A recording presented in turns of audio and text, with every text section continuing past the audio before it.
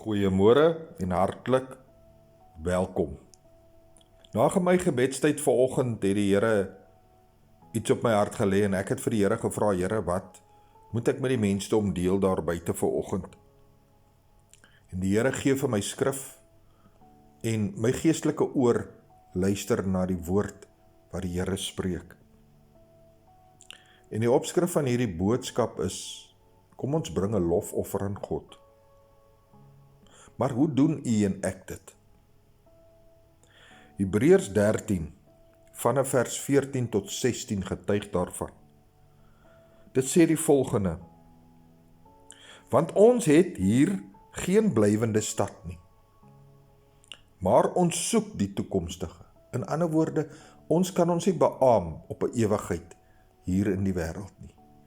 Maar ons soek die toekomstige, ons soek dit wat die Here ons kan gee, die ewige lewe. Vers 15, laat ons dan gedurig deur hom, Jesus, aan God 'n lofoffer bring. Hoe doen ons dit?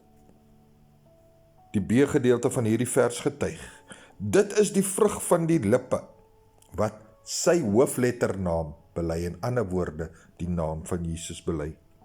Dan kom hy in die 16de vers en hy las nog iets by.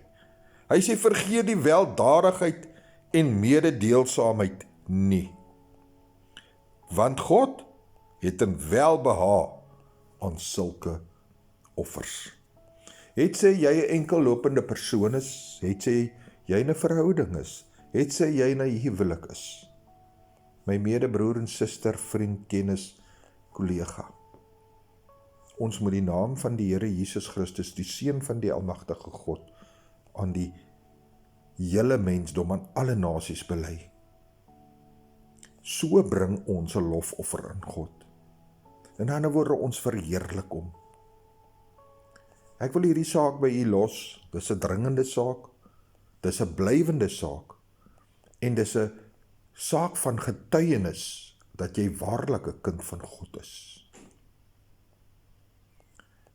Brood en water, 5 minute woordbediening, Pastoor Gary, en ek sê weer, Jesus is baie lief vir jou.